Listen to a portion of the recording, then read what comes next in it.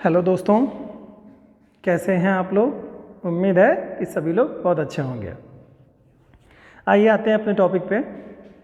आज हम लोगों का बहुत ही महत्वपूर्ण टॉपिक है। किसी भी राष्ट्र के लिए, उसके नागरिकों के लिए जितना ही इम्पोर्टेंट उनके अधिकार होते हैं, उतना ही नागरिकों का कुछ राष्ट्र के प्रति कर्तव्य भी होता है। उसी से रिलेटेड आज हम लोगों का टॉपिक है मौलिक कर्तव्य या मूल कर्तव्य, फंडामेंटल ड्यूटीज। फंडामेंटल ड्यूटीज भारतीय संविधान में मूल रूप से जो संविधान बना उस समय यह नहीं था, यानी कर्तव्य निर्धारित नहीं किए गए थे। भारतीय संविधान में फंडामेंटल राइट 42वें संविधान संशोधन 1976 में जोड़ा गया। सरदार स्वर्ण सिंह समिति के गठन के आधार पर इस मौलिक कर्तव्यों को भारतीय संविधान में स्थान दिया गया। स्वर्ण सिंह समिति जो रही, उन्होंने मौलिक कर्तव्यों को भारत में समाहित करने के लिए कुछ सुझाव दिए थे। मूल रूप से जो संविधान था, यानी कि जो सिफारिश थी स्वर्ण सिंह समिति की, वह 8 मौलिक कर्तव्यों को सिफारिश की गई थी। लेकिन कुछ जब इस समिति आती है संसदीय पटल के पास में, तो उसमें कुछ सुधार करते हुए गवर्नमेंट 10 मौलिक अधिकारों को 42वें संविधान संशोधन 1976 द्वारा एक्सेप्ट कर लिया जाता है और 10 मौलिक कर्तव्य भारतीय नागरिकों को के लिए निर्धारित कर दिए जाते हैं। अब बात आती है, ये तो भारतीय संविधान में जो वर्णित है, यह भारतीय संविधान के पहले मैंने बताया कि जैसे कि स्वर्ण सिंह समिति के आधार पर भारतीय संविधान में लाया गया, तो चूंकि मूल संविधान में पहले था नहीं, तो डेफिनेटली क्या होगा कि ये किसी संविधान में ऐड होगा। तो इसके पहले वाला जो टॉपिक हम लोगों ने पढ़ा था, नीति निर्देशक तत्व DPSP, directive principle of state policy, उसमें हम लोगों ने देखा था कि सरकार के लिए कुछ एक तरह से कहिए निर्देशक तत्व थे, यानी कहिए एक गाइडलाइन थी कि जिसके आधार पर सरकार अपनी पॉलिसीज, अपनी नीतियां अपने को बनाने में जब भी बनाए तो उसका ध्यान रखे और भारतीय नागरिकों को पर्यावरण को या तमाम सारे जो भी विषय हैं जो मूल अधिकार से एक तरह से कहिए वंचित रह गए हैं फंडामेंटल राइट से, वो मौलिक कर्तव्यों नीति निर्देशक तत्वों के द्वारा सरकार उनको देने का प्रयास करती है।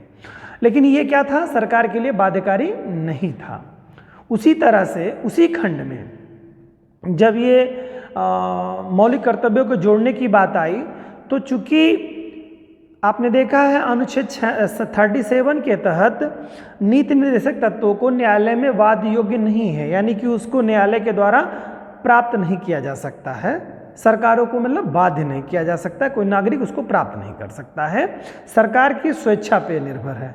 तो चूंकि ये स्वेच्छा वाली बात है, उसी तरह से जो मौलिक कर्तव्य हमारे हैं, फंडामेंटल ड्यूटीज़ जो हैं, वह भी मौलिक नहीं है, मतलब मीन्स बाध्यकारी नहीं है। मौलिक तो हैं ही, बाध्यकारी नहीं है। तो बाध्यकारी न होने के कारण से इसे प्रयास किया गया कि ये उसी सेगमेंट में रखा जाए जो संविधान में बाध्यकारी नहीं है। तो जैसे सरकार के लिए नीति निर्देशक तत्व बाध्यकारी नहीं है, उसी तरह से मौलिक कर्तव्य भी जो है नागरिकों के लिए भी बाध्यकारी नहीं है। इसी कारण से इसे इसी सेगमेंट में रखा गया। मेरे ख्याल से समझे होंगे आप लोग।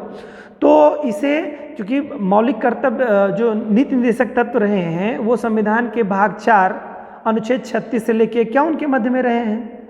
तो इसी वाले सेगमेंट में, यानी भाग 4 वाले सेगमेंट में एक और खंड जोड़ा गया, भाग 4 क, और इसमें चूंकि आपने देखा था इसका लास्ट अनुच्छेद नीति निर्देशक तत्वों का 51 था, तो इसे 51 का में स्थान दिया गया किसे, मौलिक कर्तव्यों को। यानी कि एक जो 42वें संविधान संशोधन के द्वारा 1976 में जो फंडामेंटल ड्यूटीज़ बनाई गई, उनको स्थान दिया गया भाग 4 क में, अनुच्छेद 51 क में। ठीक है, भाग में देखेंगे तो भाग 4 क हो जाएगा, अनुच्छेद की बात करेंगे तो 51 क में इसको स्थान दिया गया। ये तो हमारे संविधान में किन स्थानों पर मौलिक कर्तव्यों का रखा गया है इसके बारे में चर्चा हो गई। अब बात करते हैं कि एक्चुअल में मौलिक कर्तव्य होते क्या हैं और ये अवधारणा आई कहाँ से। देखिए, हर राष्ट्र के संविधान में नागरिकों को उनके मूलभूत अधिकारों की रक्षा के लिए कुछ उनको पावर दी जाती है, एक तरह से कहिए कि उनको स्वतंत्रता दी जाती है संविधान के माध्यम से। यानी कि कुछ उनके लिए सरकार जो उनका उसे छीन नहीं सकती, सरकार उनको सुविधाएं प्रोवाइड करेगी। इस तरह के कुछ फंडामेंटल राइट्स नागरिकों को प्राप्त होते हैं। तो संविधान बनाने का मकसद ही होता है कि सरकारें निरंकुश ना होने पावें, सरकारें जनता के हित में कार्य करें, क्योंकि सरकारें जो चुन करके आती हैं वो जनता के हितों को ध्यान में रख करके ही ये जो पूरे जो सिस्टम बना हुआ है गवर्नमेंट का, वो सिस्टम यही है कि अपने राष्ट्र के नागरिकों के हितों में कार्य करे। ठीक है, तो सरकार राष्ट्र के हितों में, नागरिकों के हितों में कार्य करती है। यानी पूरी जो सृष्टि है, यानी कि पूरे जो संविधान के प्रत्येक कंट्रीज़ में जो व्यवस्थाएं बताई गई हैं उसमें यही बात कही गई है। उसका जो मोटिव है कि सरकारें सिर्फ उन जनता के मैक्सिमम हितों को ध्यान में रखते हुए सही पॉलिसीज बनाने के लिए प्रत्येक 5 वर्ष में, कहीं कहीं राष्ट्रों में 4 वर्ष में, जैसे जहाँ पे है रूस वगैरह में 6 वर्षों में सरकारें अपना चुनाव होकर के, निर्वाचित होकर के आती रहती हैं। तो उनका मोटिव यही होता है कि नागरिकों के हितों को और अच्छा किया जाए, राष्ट्र को और उन्नति की तरफ अग्रसर किया जाए, ले जाया जाए। तो ये तो बात होती है सरकारों के लिए, और साथ ही साथ नागरिकों को मौलिक अधिकार मिले हुए हैं। तो जब किसी व्यक्ति को राइट कुछ मिलेगा तो उसकी तो कुछ ड्यूटीज़ भी होनी चाहिए, कुछ उसके कर्तव्य भी होने चाहिए। राष्ट्र आपके लिए सब कुछ करेगा, सब सही है, लेकिन आप भी एक भारतीय नागरिक या किसी कंट्री के नागरिक होने के नाते आपकी भी तो कुछ ड्यूटीज़ बनती हैं, कुछ आपके भी कर्तव्य होते हैं कि जो राष्ट्र के लिए आपको करने चाहिए। वही जो कर्तव्य ही होते हैं आपके, जो आपको करने चाहिए, वही क्या होते हैं? मौलिक कर्तव्य, यानी फंडामेंटल ड्यूटीज़। जैसे हम अपने परिवार के प्रति क्या होते हैं, पिता माँ जो भी हमारे अभिभावक हैं वे हमें क्या करते हैं, हमारा पूरा संरक्षण करते हैं जब तक कि हम किसी काम के लायक नहीं हो जाते हैं। बचपन से हमारे खाने पीने से लेकर के हमारी पढ़ाई तक हमारी सुरक्षा हर वो व्यवस्था देते हैं जिसके लिए एक अच्छे वातावरण में एक बच्चे का विकास हो सके, वो सारी सुविधाएं देने का अभिभावक प्रयास करता है। तो जब प्रयास करता है तो अभिभावक का ये कर्तव्य, एक तरह से कहिए कि एक कर्तव्य होता है और वो अपने कर्तव्यों का एक तरह से अपने बच्चों के प्रति निर्वहन करता है। तो जब बच्चे बड़े हो जाते हैं, अच्छी जॉब में, सेवा में आ जाते हैं, अभिभावक वृद्ध होने लगते हैं, तो बच्चों का भी तो कुछ कर्तव्य होता है। कर्तव्य क्या होता है कि हम अपने माँ बाप की सेवा करेंगे, उनके बनाए हुए रूल रेगुलेशन को फॉलो करेंगे, उनके संपत्ति जो है उसको सुरक्षित रखेंगे। जैसे मान लो पढ़ाई के दरमियान होता है तो हम कोई भी चीज़ क्या करते हैं, अपने घर की चीज़ों को क्या करते हैं, संरक्षित करते हैं, उसको महसूस करते हैं कि हमारी अपनी संपत्ति है, उसका नुकसान करने का भरसक प्रयास नहीं करते। और जब अपनापन नहीं लगता है, सार्वजनिक संपत्तियों का आप देखते होंगे मोस्टली कितने सारे लोग जो इतना समझ का प्रयोग नहीं करते हैं, वो क्या करते हैं, सार्वजनिक संपत्तियों को हानि पहुँचाने लगते हैं, नुकसान करते हैं। बहुत सारे ऐसे लोग होते हैं जिनको समझ नहीं होती, उसके पीछे क्या मोटिव होता है, उनको ये लगता है कि ये मेरा अपना नहीं है, ये तो गवर्नमेंट की प्रॉपर्टी है। तो ये जो सोच है लोगों की कि मतलब ऐसी चीज़ है, उसी को लेकर के ही एक तरह से कहिए जैसे अपने घर के सामानों की सुरक्षा होती है, अपने घर के लोगों की सुरक्षा की जाती है, और उसी तरह से राष्ट्र हम लोगों की सुरक्षा करता है। तो हमारे भी कुछ कर्तव्य बनते हैं अपने घर के लिए, तो हम करते ही हैं, वो बताने की ज़रूरत ही नहीं है। तो वही कुछ कर्तव्य हमारे इस राष्ट्र में रहने के भी तो हैं, उन्हीं कर्तव्यों को क्या हमारे कर्तव्य होने चाहिए, वही एक्चुअल रूप में भारतीय नागरिक होने के नाते जब आप अधिकार ले रहे हैं तो कुछ आपकी ड्यूटीज़ भी निर्धारित कर दी जा रही हैं, आपको वो करना ही चाहिए। ठीक है, लेकिन ये है कि ये बाध्यकारी व्यवस्था नहीं है कि आपको करना ही होगा। अब करना ही नहीं होगा तो उसके पीछे आपने देखा कि कुछ व्यवस्थाएं, क्योंकि सरकार ये कतई नहीं चाहती है कि मतलब कुछ ऐसी चीज़ें की जाएं कि जिससे लोगों को लगे कि हमको बांधा जा रहा है, मतलब हमको एक तरह से हमारी फ्रीडम को छीना जा रहा है। तो सरकार ने इसी नाते इस पर बाध्यकारी नहीं किया। ठीक है, तो बाध्यकारी नहीं किया मतलब ये है कि आपको ऐसा नहीं कि आप इसको करेंगे नहीं, है ना, आप करेंगे नहीं, आपको करना चाहिए, क्योंकि वो मान के ये चलते हैं राष्ट्र के जो फंडामेंटल ड्यूटीज़ को बनाने वाले लोग, उनका ये मानना है कि प्रत्येक नागरिक को ये तो करना ही चाहिए, राष्ट्र में है तो ये तो करना ही चाहिए। तो जब ऐसी भावना होती है कि ये तो करना ही चाहिए, जैसे आपका घर है तो आप घर को क्या करते हैं, हमेशा जब आप घर में रहते हैं बाहर का गेट खुला होता है तो मोस्टली आप जा करके क्या करते हैं, उसे क्लोज कर देते हैं। ठीक है, और चीज़ें लाइट्स जो आपकी एनर्गल वेस्ट हो रही हैं उसको क्या करते हैं, आप ऑफ कर देते हैं। क्यों? क्योंकि उसको लगता है आपका अपना है। ठीक है, तो राष्ट्र भी यही अपेक्षा करता है अपने नागरिकों को कि ये सब चीज़ें तो करनी ही चाहिए, तो उसमें बाध्य करने की कोई ज़रूरत ही नहीं है। समझ रहे बात को। और उसके अलावा बहुत सारी चीज़ें अगर बाध्यकारी कर दी जाएंगी तो हमारे यहाँ फंडामेंटल जो राइट्स हैं उसमें बहुत सारी धार्मिक स्वतंत्रता है, समानता का अधिकार है, स्वतंत्रता का अधिकार है, ये तमाम सारी चीज़ें उसमें कहीं ना कहीं टेक्निकल दिक्कतें आने लगेंगी, वो फंसने की स्थिति बनेगी। ये भी एक कारण है, लेकिन मूल कारण तो जो मुझे समझ में आता है वो यही है कि कोई बाध्य करना कोई ज़रूरी नहीं है। ठीक है, लेकिन हाँ ये भी है कि शॉर्ट समिति ने इसकी सिफारिश की थी कि मौलिक कर्तव्यों को इस रूप में बाध्यकारी किया जाए, लेकिन उस समय जो कांग्रेस की सरकार रही उन्होंने इस बात को नज़रअंदाज किया और उन्होंने कहा कि नहीं ऐसा कुछ नहीं है, हम बाध्यकारी इसको नहीं करेंगे, सिस्टम ये नहीं लाएंगे। तो यानी कि हमारे मौलिक कर्तव्य बाध्यकारी नहीं है।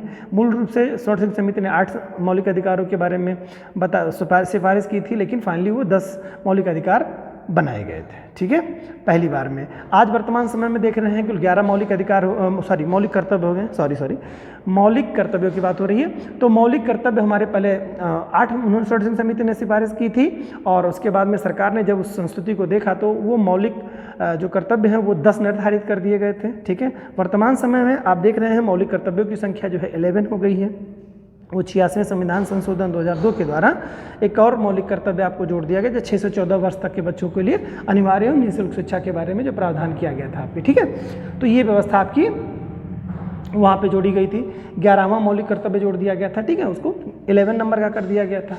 अब सवाल है कि ये मौलिक कर्तव्य कहाँ से आए। तो देखिए, मौलिक कर्तव्य की अवधारणा जो विश्व में सबसे पहले रही है वो कहाँ पे रही है, ये आपका जो रूस है वर्तमान में उसे पहले एक बहुत बड़ा कंट्री हुआ करता था, कई राष्ट्र उसमें मिले हुए थे, सोवियत संघ के नाम से उसे जाना जाता था, यूएसएसआर के नाम से उसे जाना जाता था। तो उस समय क्या था कि सबसे पहले जो साम्यवादी कंट्री रहा है रूस, रसिया या सोवियत संघ। ठीक है, उस समय चूँकि भारत जब आज़ाद हुआ था और जब ये अडॉप्ट किया गया था क्षेत्र में, तो उस समय 90 के बाद तो वो रूस का विखंडन 90 के दशक के बाद हुआ। ठीक है, 90 के बाद उसका विखंडन हुआ, यानी कि संयुक्त राष्ट्र संघ का विखंडन हुआ। उसके पहले संयुक्त राष्ट्र संघ क्या होता था, एक इकाई के रूप में उसमें कुल बहुत सारे कंट्रीज थे। और 90 के बाद में क्या हुआ कि उसके राष्ट्रों का विखंडन कर दिया गया और 15 राष्ट्र उससे आज़ाद होकर क्या स्वतंत्र देश के रूप में हैं। आप देखेंगे तमाम सारे कजाकिस्तान, उज्बेकिस्तान, ये सब तमाम सारे जो कंट्रीज़ हैं ये उसी के हिस्से का भी हुआ करते थे। कभी इस पे बारे में बाद में चर्चा करेंगे।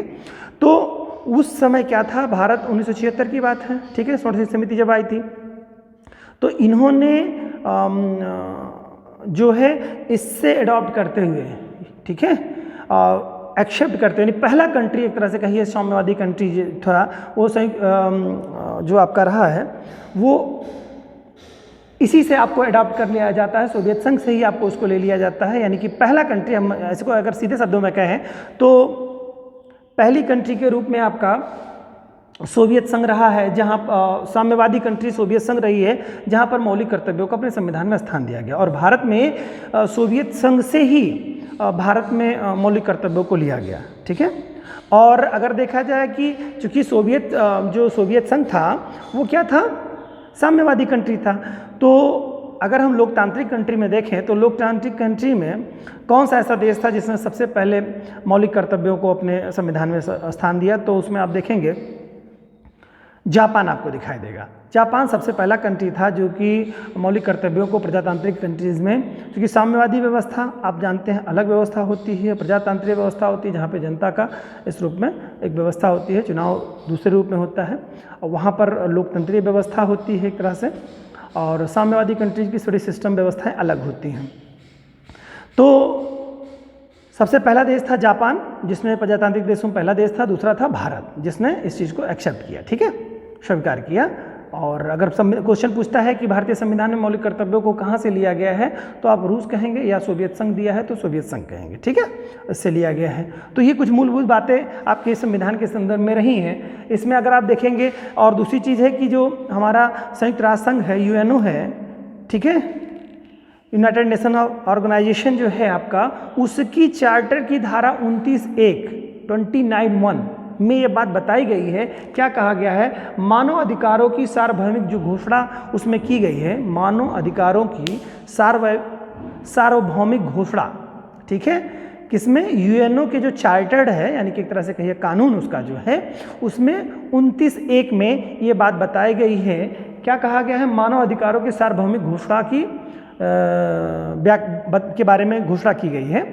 तो वो जो घोषणा है, ठीक है, यूएनओ की जो घोषणा है सार्वभौमिक मानवाधिकारों की जो घोषणा की गई, मानवाधिकारों की सार्वभौमिक घोषणा कहिए या सार्वभौमिक अधिकारों की मानव की घोषणा जो कहिए, जो भी शब्द कहिए आप, तो मानव की सार्वभौमिक घोषणा जो की गई है उन संविधान यूएनओ की धारा 29(1) के तहत, वह भी एक तरह से मौलिक कर्तव्यों की तरह ही है। तो ये भी, चूंकि यूएनओ का जो गठन हुआ था ये भारत की आज़ादी से पहले हुआ था, ठीक है, तो उससे भी प्रेरित है। तो अगर एग्जाम में क्वेश्चन पूछा है कि किससे प्रेरित है, तो कह सकते हैं आप यूएनओ की धारा 29(1) के तहत मानव अधिकारों की सार्वभौमिक जो घोषणा है यूएनओ की, उससे ही प्रेरित मौलिक कर्तव्य हमारे हैं। और मूल रूप से लिया कहाँ गया है, तो ये आपका रूस से लिया गया, सोवियत संघ से लिया गया है, ठीक है।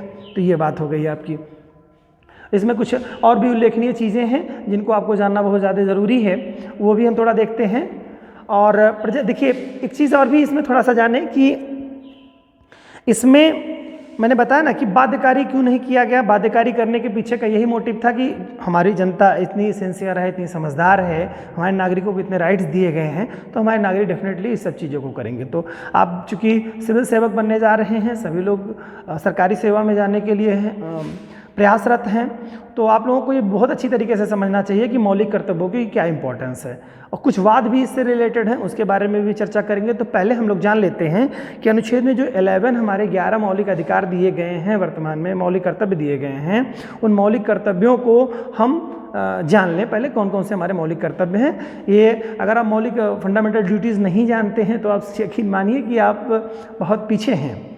आधुनिकता के इस दौर में संविधान के बारे में आपको मालूम होना चाहिए कि हमारी क्या क्या ड्यूटीज़ हैं, ठीक है, हमारे क्या क्या मौलिक कर्तव्य हैं, ये बात जाननी चाहिए। तो आइए बात करते हैं मौलिक कर्तव्यों के बारे में, एक एक 1 बाय 1 हम लोग देखते हैं। पहला क्या है मौलिक कर्तव्य हमारा, संविधान का पालन करें और उनके आदर्शों, संस्थाओं, राष्ट्रध्वज और राष्ट्रगान का आदर करें। देखिए, अब पहली चीज़ तो आप जानते ही हैं, बचपन से आप स्कूलिंग जब से आपकी हुई होगी तो आपने देखा होगा कि हमारे यहाँ क्या होता है, कुछ नेशनल फ्लैग मतलब जो फेस्टिवल होते हैं, राष्ट्रीय पर्व, 15 अगस्त, 26 जनवरी, 2 अक्टूबर, ये 3 तरह के हमारे पर्व हैं। इसके अलावा बहुत सारे ऐसे त्यौहार और भी मनाए जाते हैं। जब हमारे यहाँ स्वतंत्रता सेनानियों का जन्मदिवस मनाया जाता है, वहाँ भी हमें जानने का मौका मिलता है। तो वहाँ पर हम देखते हैं मूल रूप से जो हमारे 15 अगस्त, 26 जनवरी और 2 अक्टूबर के दिनों में जो राष्ट्रीय ध्वज वगैरह जो फहराए जाते हैं हमारे, तो उनके बारे में क्या कितनी आस्था और कितनी श्रद्धा के साथ आपके बारे में आप लोगों ने देखा होगा कि श्रद्धा और आस्था के साथ आप उसमें पार्टिसिपेट किए होंगे, ठीक है। तो वही बात कह रहा है पहला मौलिक कर्तव्य हमारा कि भारत के जो आदर्श हैं, ठीक है, संविधान का पहली चीज तो जो संविधान में वर्णित सारी बातें हैं उनको फॉलो करें। आप कुछ भी बातें कही गई हैं संविधान में उसको आप फॉलो करिए। तो ये तो बिल्कुल सामान्य सी बात है, भारतीय संविधान, भारत देश में रहना है तो भारतीय संविधान को हमें मानना होगा। ये कॉमन सी बात है, भारत में आप रह करके भारतीय संविधान का विरोध नहीं कर सकते हैं आप। हाँ, कुछ कमियां, कुछ त्रुटियां हैं, उसमें सुधार की आप मांग कर सकते हैं, विरोध नहीं कर सकते किसी चीज़ को लेकर के, ठीक है। तो पहली चीज़ तो संविधान का हम पालन करेंगे, जो हमारा संविधान निर्देशित करता है हम उसको मानेंगे। साथ ही साथ संविधान के जो आदर्श हैं, ठीक है, संविधान के जो आदर्श है, आदर्श कैसे पता चलेंगे आपको, जब आप उद्देशिका पढ़ेंगे। संविधान के आदर्शों के बारे में बहुत अच्छे से आपको समझ में आएगा। जिन बच्चों ने नहीं देखा है वो देख लेंगे कि क्या बताया गया है प्रियम्बल में, प्रस्तावना उद्देशिका में क्या बातें कही गई हैं, तो वो आपको बहुत स्पष्ट रूप से समझ में आ जाएगा। तो भारत के क्या आदर्श हैं, ठीक है, भारतीय जो भी संस्थाएं हैं, ठीक है, जितनी भी संस्थाएं हैं, चाहे लोक सेवा आयोग है, चाहे वो लोकसभा है, राज्यसभा, तमाम सारी जो भी संस्थाएं हैं, वो सारी संस्थाएं हैं उनका भी आप क्या करेंगे, उनका भी अपने अंदर आदर भाव के साथ उसको लेंगे। कभी ऐसा नहीं कह सकते कि कोई सरकारी संस्था है, कोई एक कमेटी गठित की गई, जैसे मान लो अल्पसंख्यकों के कल्याण के लिए बनाई गई संस्थाएं हो गई, पिछड़ा वर्ग आयोग हो गया, और नारी उत्थान के लिए जो संस्थाएं गठित की, बहुत सारी ऐसी चीज़ें हैं जिनका आप क्या करेंगे, प्रत्येक संस्थाओं का जो भी निर्णय आएगा, संस्था जैसे सुप्रीम कोर्ट है, हाई कोर्ट है, तमाम सारी जो हमारी संस्थाएं हैं, इनका क्या करेंगे, हम आदर करेंगे। ठीक है, इनका कभी भी हम इन संस्थाओं का अपमान नहीं कर सकते हैं। जो भी इन्होंने कहा उसका हम आदर करेंगे। अभी देखिए, कोर्ट के निर्णयों के प्रति जब भी कोई निर्णय आता है तो वो कोई निरादर नहीं कर सकता उस सब चीज़ों का, है ना, क्योंकि वहाँ पर तो थोड़ा डर है कि वहाँ पे अगर ऐसा करेंगे तो हमारे खिलाफ कार्रवाई हो जाएगी। कुछ ऐसे जो मानसिकता के लोग हैं वो डर बस नहीं करते, बाकी से लोग सम्मान बस नहीं करते। तो भारत का जो पहला मौलिक कर्तव्य कहता है वो यही कहता है कि आप उनका आदर करें, कोई भी संस्था है उनका आदर करें, आप राष्ट्रध्वज का सम्मान करें, जो कि हम करते हैं, सभी लोग करते हैं, 99.99% लोग करते हैं।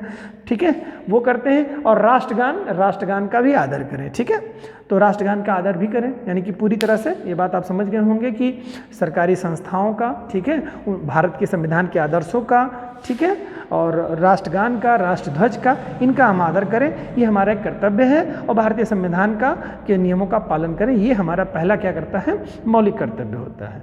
ठीक है, ध्यान रखिएगा इसको। चलिए बात करते हैं दूसरी, अगला जो टॉपिक मतलब जो है हमारे मौलिक कर्तव्य हैं वे हैं स्वतंत्रता के लिए हमारे राष्ट्रीय आंदोलन को प्रेरित करने वाले उच्च आदर्शों को हृदय में संजोए रखें और उनका पालन करें। यानी स्वतंत्रता के लिए हमारे राष्ट्रीय आंदोलन को प्रेरित करने वाले, स्वतंत्रता जब थी उसके जो राष्ट्रीय आदर्श थे, जैसे आदर्श क्या रहे कि जैसे हमारा जब देश गुलाम था तो हमारे राष्ट्रीय चीज़ों को मतलब अपमानित किया जाता था, चीज़ें, ठीक है, उनको सम्मान की दृष्टि से नहीं किया जाता था, और ये सब भारतीय लोगों के साथ भेदभाव किया जाता था। तमाम सारे ऐसे विषय थे जिनको लेकर के लोगों में क्या हुआ था, उग्रता की भावना क्यों आई थी कि राष्ट्र हमारे राष्ट्र में रहते भी हैं और हम पे शासन भी करते हैं और साथ ही साथ हमारी चीज़ों का अपमान भी करते हैं। तो वो चीज़ें मतलब कि स्वतंत्रता के लिए हमारे राष्ट्रीय आंदोलन को प्रेरित, यानी जो उस समय जब स्वतंत्रता के लिए राष्ट्रीय आंदोलन हुए थे उनको जो प्रेरित करने वाले, जो मतलब जिनसे प्रेरित होकर आंदोलनकारी उस प्रेरणा में कूद पड़े थे, ठीक है, उन प्रेरित कर उच्च आदर्शों को हृदय में संजोए रखें, यानी उन आदर्शों को आज भी बनाए रखें। जैसे कहने का मतलब क्या था, आज़ादी चाहिए हमको, ठीक है, हमें गुलामी नहीं करनी है, तो उन आदर्शों को हम माने, हम कोई ऐसा कार्य ना करें कि जिससे कि राष्ट्र को, हमारे राष्ट्र को मतलब एक तरह से कहिए कि भारतीय जनता को कभी भी एक तरह से बेचा खरीदा जा सकता है, नागरिक कभी बिके ना, अपने आदर्शों को पालन करे कि नहीं हम राष्ट्र के साथ गद्दारी नहीं करेंगे। कोई कुछ भी कहे, आपसे कितना भी बाध्यकारी करे, चाहे लोभ दे, चाहे डराए आपको, लेकिन आपको क्या करना है, अपने हृदय में उन उच्च आदर्शों को बनाए रखना है कि भारत माता के लिए, भारतीय स्वतंत्रता के लिए हम अपने प्राण तक की आहुति दे देंगे। ठीक है, ये एक संस्था की मतलब राष्ट्र के प्रति आपके अंदर एक आदर भाव, सद्भाव होना चाहिए जो कि स्वतंत्रता को अछूट बनाए रखे। ठीक है, ये चीज़ तो मूल रूप से रही है, हृदय में संजोए रखें और उनका पालन करें। तीसरा हमारा क्या मौलिक कर्तव्य है, उसमें था क्या, भारत की प्रभुता, ठीक है, एकता और अखंडता की रक्षा करें और उसे अछूट रखें।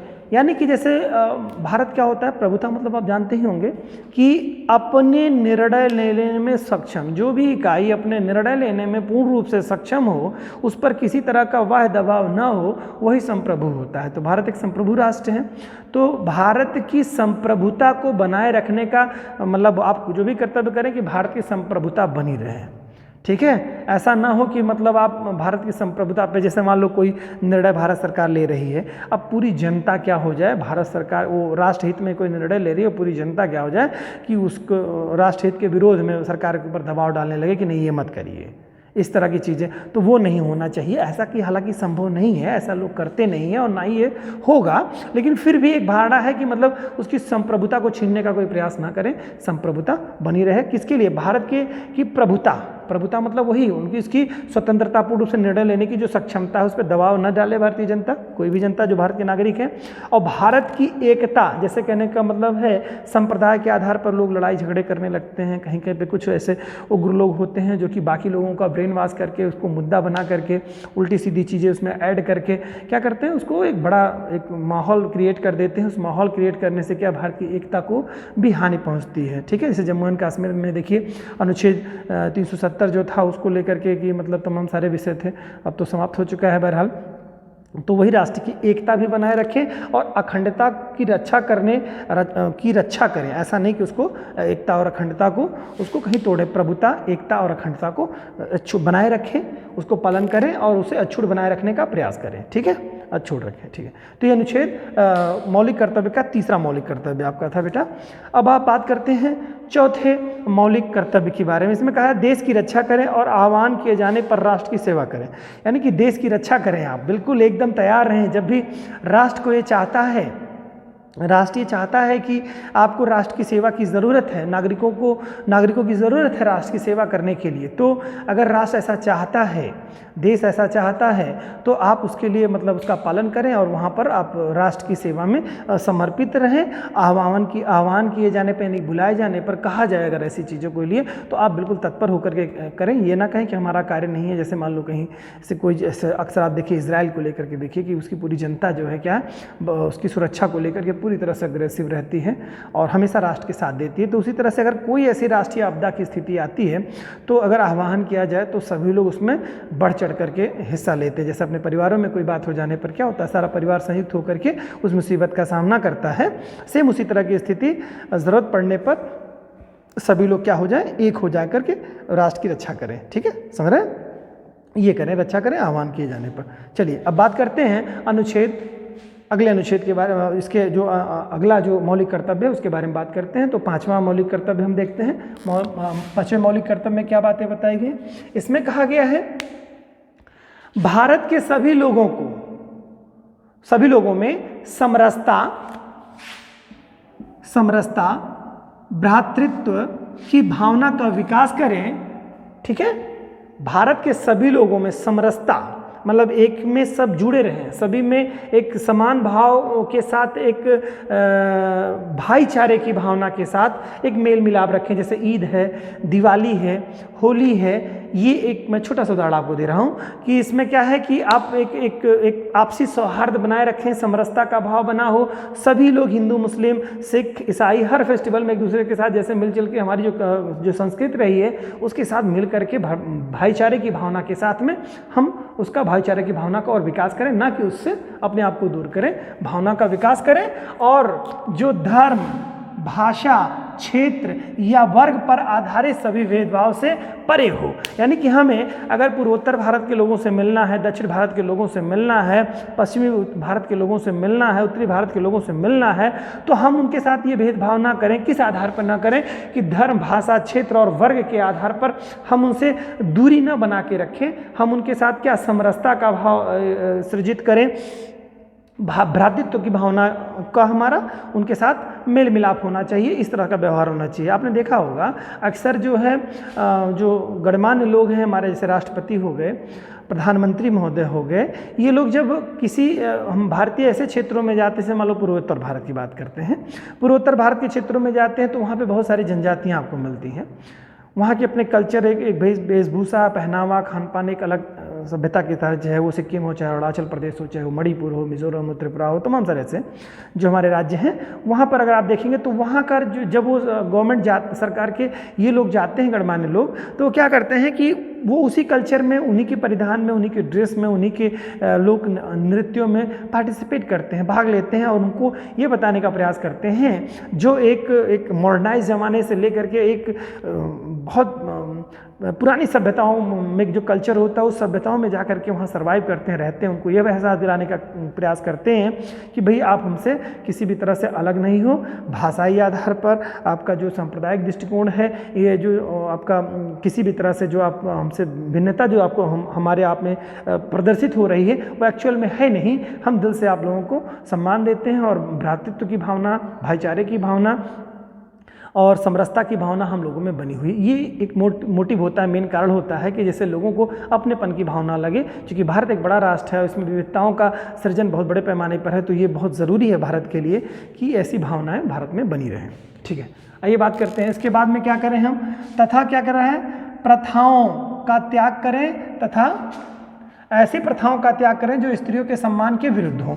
यानी कि ठीक है, ये सब पहली चीज़ तो थी कि आप भाषा, धर्म, क्षेत्र, वर्ग पर आधारित कोई भेदभाव ना करें, महिलाओं की का हम सम्मान करें, ठीक है। महिलाओं का जो से रिलेटेड जो कुप्रथाएं हैं, है ना, जो जैसे महिलाओं को बेचना खरीदना या उस तरह की चीज़ों में इन्वॉल्व करना, पढ़ाई लिखाई से उनको दूर रखना, ये सब जो कुप्रथाएं हैं उनको समाप्त करने का प्रयास करें। ये हमारा मौलिक कर्तव्य होता है, भ्रातृत्व और समरसता की भावना का सृजन करना। समझ गए होंगे आप लोग, ठीक है। आइए अगले टॉपिक पे चलते हैं, अगले पॉइंट पे। अगला पॉइंट हमारा है, छठा पॉइंट है मौलिक कर्तव्य में, यह कहता है हमारी सामाजिक संस्कृति की गौरवशाली परंपरा का महत्व समझें एवं उसका परिरक्षण करें। सामाजिक संस्कृति और गौरवशाली परंपरा का महत्व समझें, यानी कि हमारी जो सभ्यता और संस्कृति है, जो इसमें समरसता है, एक दूसरे से जो मेल मिलाप है, उसको महसूस करिए। आप उसको समझते हुए क्या करना है, उसके महत्व को समझना है तथा उसका परिरक्षण करना है। जैसे मान लो कठपुतली नृत्य होता है, अक्सर आप लोगों ने देखा होगा राजस्थानी कठपुतली नृत्यों के बारे में टीवी में या मोबाइल में आपने देखा होगा उस चीज़ के बारे में, जो नए बच्चे हैं, बाकी जो पुराने लोग हैं वो सब जानते होंगे। तो वो कठपुतली वगैरह में क्या है, तो अब उसको क्या है, आजकल आधुनिक ज़माना है, सारी चीज़ें मोबाइल पे हो जा रही हैं, तो धीरे धीरे इन सभ्यताओं, इन कलाओं का क्या हो रहा है, धीरे धीरे दमन और समापन की स्थिति में चली जा रही हैं। तो ऐसा ना करें, हमें उससे क्या करना है, उसको सृजित करने का कार्य करना है। उनको सभ्यताओं को, जो हमारी सामाजिक संस्कृति है, एक दूसरे से जो मेल मिलाप के साथ हम लोग रहते हैं, करते हैं, वो हमको गौरवशाली परंपरा को हमको क्या करना है, बनाए रखना है, ठीक है। किसी भी तरह से उसे हमें मतलब जो है उसका परिरक्षण करना है, ना कि उसे समाप्त करने का प्रयास करना है, ठीक है। ये बात थी आपकी इसमें। अगली हमारी है अनुच्छेद जो आपका 7वां मौलिक कर्तव्य है, उसमें क्या कहा कि बड़ा ही महत्वपूर्ण ये मौलिक कर्तव्य है। इस पर सुप्रीम कोर्ट ने कुछ सरकार को मतलब सुप्रीम कोर्ट ने केंद्र सरकार को कुछ निर्देश भी दिया है, उसके बारे में भी चर्चा करते हैं। पहले देखते हैं इसके बारे में। प्राकृतिक, इसमें क्या कहा गया है, प्राकृतिक पर्यावरण को, अब प्राकृतिक पर्यावरण के अंतर्गत आते क्या क्या है, बहुत ध्यान से सुनिएगा इसको, जिसके अंतर्गत वन, झील, नदी, वन्य जीव है की रक्षा करें। ये बात कही गई, क्या, प्राकृतिक पर्यावरण की रक्षा करे। कौन करे, ये राष्ट्र आवाहित करता है मौलिक कर्तव्य के माध्यम से अपने नागरिकों से। क्या कहता है कि प्राकृतिक पर्यावरण को सुरक्षित रखें, संरक्षित रखें या रक्षित रखें।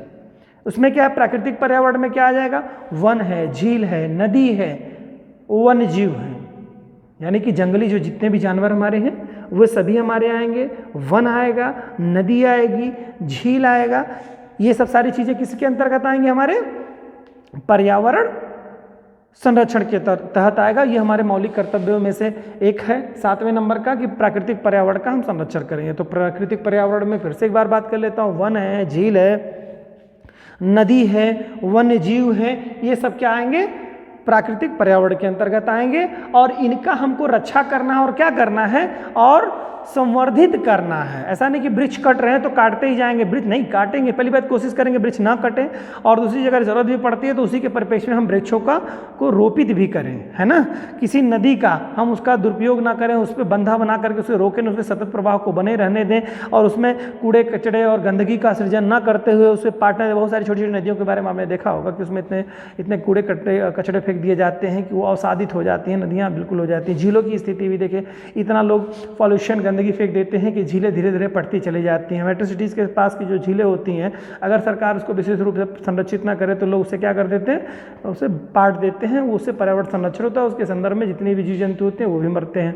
वनों के किनारे जितने भी शहरों का विकास हुआ है उसमें क्या होता है, वनों का पूरी तरह से ह्रास होता है, वन जीवों का भी बुरी तरह से विनाश होता है। तो ये सब एक तरह से कहिए कि एक नागरिकों का एक कर्तव्य है कि इनको संरक्षित और सुरक्षित रखने का प्रयास करें, ठीक है। तो ये बात कही गई। इसी पर ही एक वाद आया था MC मेहता बनाम भारत संघ का। MC मेहता बनाम भारत संघ के वाद में MC मेहता बनाम भारत संघ का वाद था। इसमें सुप्रीम कोर्ट ने निर्देश दिया केंद्र सरकार को कि प्रत्येक शिक्षण संस्थानों में, ठीक है, प्रत्येक शिक्षण संस्थानों में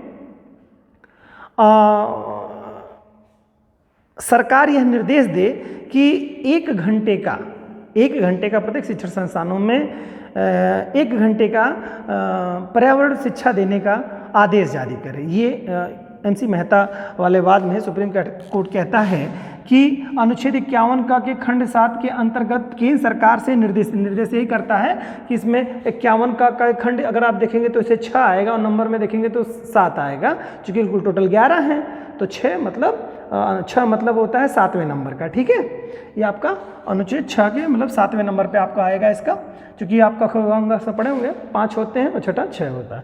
तो इसमें कहेगा कि खंड 6 मतलब नंबरिंग में 7 नंबर आएगा वो। ठीक है, तो 7 नंबर में क्या कहता है, 51 का 7 नंबर का जो अनुच्छेद है आपका, मतलब मौलिक कर्तव्य आपका है, उसमें ये बात बताई गई है कि केंद्र सरकार यह निर्देश जारी करे, है ना, वो सुप्रीम कोर्ट कहता है केंद्र सरकार से कि आप निर्देश जारी करिए कि प्रत्येक शिक्षण संस्थानों में 1 घंटे का पर्यावरण शिक्षा उनको बच्चों को दी जाए, जिससे कि वो पर्यावरण संरक्षण हो सके। क्यों? क्योंकि इसमें पर्यावरण संरक्षण के बारे में देखिए बताया गया है, यानी जागरूक करने के लिए निर्देश देती है। ठीक है, कर्तव्य होगा कि प्रत्येक शिक्षण संस्थाओं में सप्ताह में 1 घंटे पर्यावरण संरक्षण की सप्ताह दे। तो ये ध्यान रखिएगा कि एक सप्ताह में 1 घंटे का कम से कम पर्यावरण शिक्षा के बारे में ये तो देना ही देना चाहिए। ठीक है, ये प्रत्येक दिन नहीं है, सप्ताह में 1 दिन का ऐसा निर्देश देता है कोर्ट कि ये ऐसा केंद्र सरकार लागू करावे ऐसी व्यवस्था को। तो ये भी बहुत महत्वपूर्ण है, पूछेगा आपसे MC मेहता किससे रिलेटेड है, तो पर्यावरण शिक्षा में पर्यावरण संरक्षण को शामिल किया जाए, ये केंद्र सरकार को निर्देशित किया गया एक वाद है। ठीक है, चलिए आगे बात करते हैं 8वें मौलिक कर्तव्य की। इसमें कहता है वैज्ञानिक दृष्टिकोण, मानवतावाद और ज्ञानार्जन तथा सुधार की भावना का विकास करें। वैज्ञानिक दृष्टिकोण रखें, ऐसा नहीं पुरानी बातें परंपराओं के आधार पर नहीं, क्या है, वैज्ञानिक दृष्टिकोण आपका होना चाहिए, मानववाद होना चाहिए, ज्ञानार्जन तथा सुधार की भावना का विकास आपके अंदर होना चाहिए। ठीक है, इस तरह का आप करें ये चीज़ें, वैज्ञानिक दृष्टिकोण आपका हो, मानववाद और ज्ञानार्जन एवं सुधार की भावना का विकास होना चाहिए प्रत्येक नागरिक के अंतर्गत, ये चीज़ें होनी चाहिए आपके अंदर। ठीक है, अगला मौलिक कर्तव्य है बच्चों 9वां है सार्वजनिक संपत्ति को सुरक्षित रखें और हिंसा से दूर रहें। यानी कि जो गवर्नमेंट की जितनी भी संस्थाएं हैं वो क्या करें, उससे आप उसको संरक्षित करें और उससे क्या करें, आप दूर रहें। किससे दूर रहें? सार्वजनिक संपत्ति को सुरक्षित करें और हिंसा से दूर रहें, यानी कि किसी भी तरह की कोई भी हिंसा जो कि कानूनी तौर से या मतलब हिंसा ही है उससे आप दूर रहें। प्रत्येक हिंसा ही आपका कर्तव्य है कि हिंसा से आप दूर रहें, कहीं लड़ाई झगड़े में किसी तरह की जीव हत्या में आप इन्वॉल्व ना हो, ये आपका कर्तव्य है।